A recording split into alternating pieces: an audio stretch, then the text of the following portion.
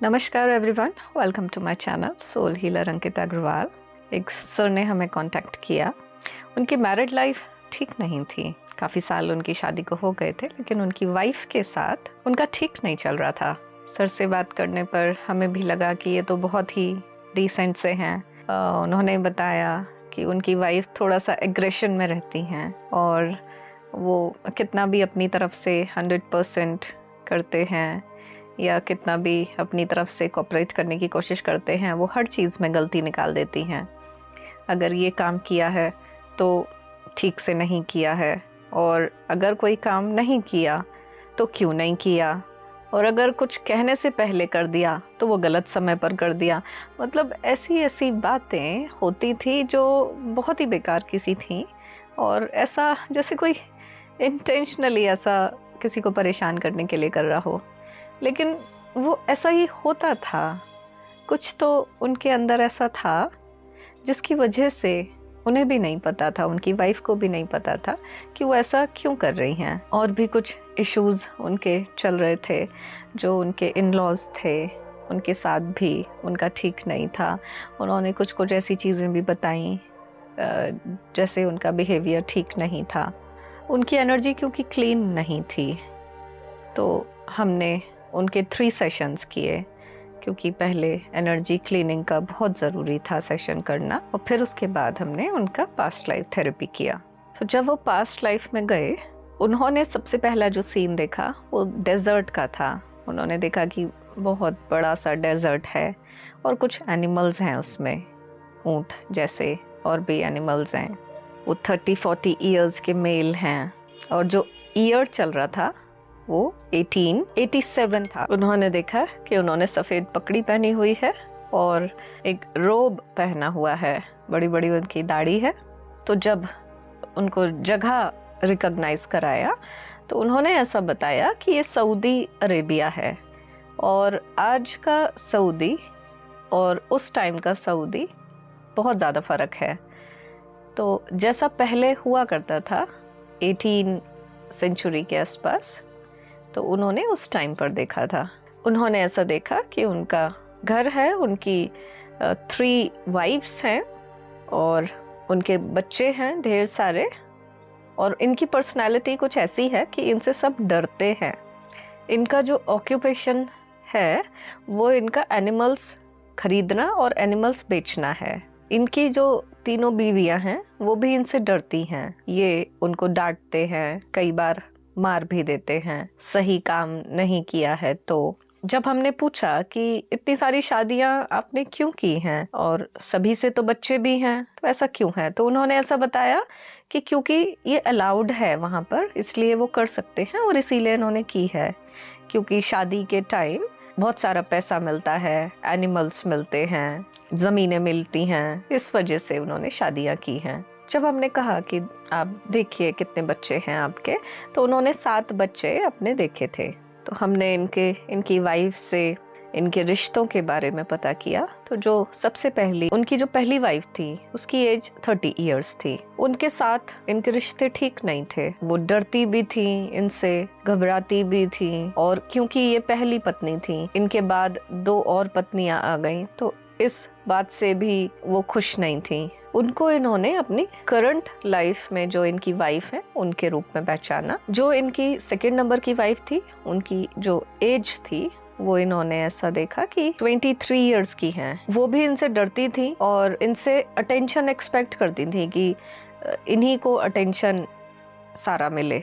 जो इनकी 3rd number की वाइफ थी, उन्होंने ऐसा देखा, और वो एक अच्छे घर से हैं, अमीर घर से हैं, तो अपने पैसे का डोमिनेंस वो दूसरी वाइफ पर भी दिखाती थी। और इनसे क्योंकि एज गैप बहुत ज़्यादा था और ऊपर से ये डरा कर रखते थे, गलतियों पर मार भी देते थे, तो इनसे बहुत ज़्यादा नाराज़ रहती थी। अंदर ही अंदर इतना ज़्यादा एंगर था ये 3rd नंबर की वाइफ को कि वो ऐसा चाहती थी कि ऐसा सोचती थी कि इसे जान से मार दूं। कर तो कुछ भी नहीं सकती थी क्योंकि ये सब तो अलाउड था। उनके शादी अपना डोमिनेंस वो सब पर दिखाती रहती थी। इनके ऊपर उनका डोमिनेंस नहीं चलता था क्योंकि ये पर्सनैलिटी से काफ़ी ज़्यादा हट्टे कट्टे भी थे और गुस्से वाले भी थे। तो जो इनकी पहली पत्नी थी, इन्होंने जिसको अपनी करंट वाइफ के रूप में पहचाना था, उसके साथ इनके रिश्ते अच्छे नहीं थे। ये टाइम टू टाइम उसकी गलतियां निकालते रहते थे, ये ठीक नहीं किया है, ये काम ठीक नहीं किया है, बिल्कुल ऐसा ही करते थे जैसा कि प्रेजेंट लाइफ में इनकी वाइफ इनके साथ करती हैं। ये भी इसी तरह से व्यवहार करते थे और ये ऐसा भी कहते थे कि तुम्हारे मम्मी पापा ने, तुम्हारे माँ बाप ने शादी के टाइम पैसा नहीं दिया, दहेज नहीं दिया, उतनी ज़मीनें नहीं दी। इस बात के लिए उन्हें डांटते भी रहते थे। तो एक तो ये हमें पता चला कि इनकी वाइफ के साथ इनके रिश्ते क्यों ख़राब हैं, है ना, क्योंकि ये जो पास्ट लाइफ में जब ये हस्बैंड थे उनके, तो ये भी उनके साथ गलत व्यवहार करते थे। फिर और जब आगे हमने दिखाया तो इन्होंने एक और इम्पोर्टेंट सीन देखा। इन्होंने देखा कि एक पार्टी चल रही है और उस पार्टी में इनके साथ साथ और भी लोग हैं, 3 लोग और हैं जिसका कनेक्शन इनके बिजनेस से है, जो कि इनके कॉम्पिटिटर्स ही हैं। और एक मीटिंग में इन्होंने उन 3 लोगों की कोई पोल खोल दी थी। मीटिंग में उन्होंने इनके बारे में सच बता दिया था कि ये किसी तरह की चोरी करते हैं। उससे जितना काम उनके पास था वो सारा काम चला गया, तो उनको बहुत नुकसान हुआ उन 3 लोगों को। जब हमने एक एक करके उन 3 लोगों को रिकॉग्नाइज कराया तो इन्होंने 2 लोगों को अपने इन-लॉज के रूप में देखा और एक जो पर्सन था उसको इन्होंने रिकॉग्नाइज किया कि ये उनकी साली हैं। और जब हमने इनके साथ प्री टॉक की थी, सेशन लेने से पहले एक प्री टॉक का सेशन होता है, उसमें सब कुछ जानकारी हम नोट करते हैं, तो उन्होंने बताया था, इन 3 लोगों का नाम उन्होंने लिखवाया था, बताया था, शेयर किया था कि एक तो इन लॉज और एक इनकी साली ऐसी हैं जो कि बहुत ज़्यादा डोमिनेंस इनके ऊपर रखती हैं, जबकि इन्हें तो कोई मतलब नहीं है और इनका इन्वॉल्वमेंट भी बहुत ज़्यादा रहता है और टॉर्चर सा करते हैं ये मिलकर इनको। तो जब इन्होंने इन 3 को देखा तो एक इम्पॉर्टेंट इवेंट ही हुआ, ये भी हमने और एक्सप्लोर कराया इसको। इन्होंने ऐसा बताया कि उस पार्टी में इन्होंने बहुत ज़्यादा शराब पी रखी है और वो जो 3 लोग थे वो चुपचाप से उठकर इनको पार्टी में थोड़ा पीछे की तरफ ले गए हैं और उनमें से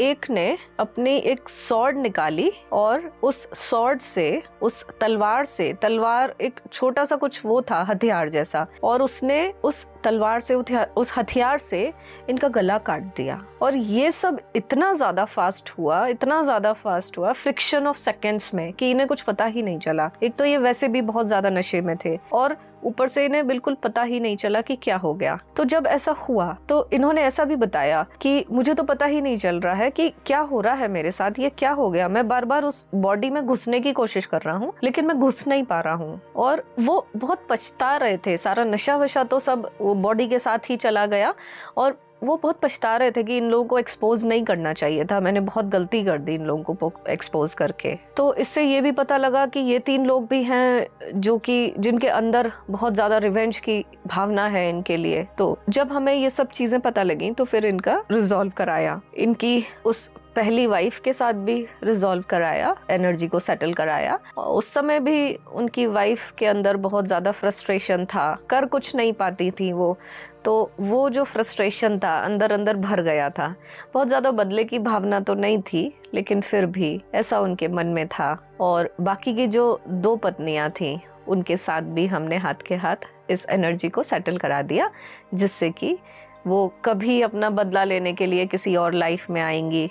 तो जब इस लाइफ में दिखी गई हैं तो हमने सभी के साथ उनका सेटलमेंट करा दिया। और बाकी के जो वो 3 लोग थे, हालांकि उन्होंने इनका मर्डर कर दिया, फिर भी उसके बाद भी जो उनका नुकसान हुआ था बहुत बड़ा, उसके लिए उनका जो रिवेंज की फीलिंग थी वो आज भी वो सब लोग लिए बैठे थे और अननोइंगली इनको करंट लाइफ में टॉर्चर कर रहे थे। उनको कोई मजा थोड़ी आ रहा था इनको टॉर्चर करने में, लेकिन वो कर रहे थे। इनको भी नहीं समझ में आता था कि क्यों वो ऐसा करते हैं, ये तो कुछ गलती करते भी नहीं हैं। तो उन 3 लोगों के साथ भी हमने एनर्जी को सेटल कराया और बहुत अच्छे से सब कुछ हो भी गया, सेटल हो गया, रिजॉल्व हो गया।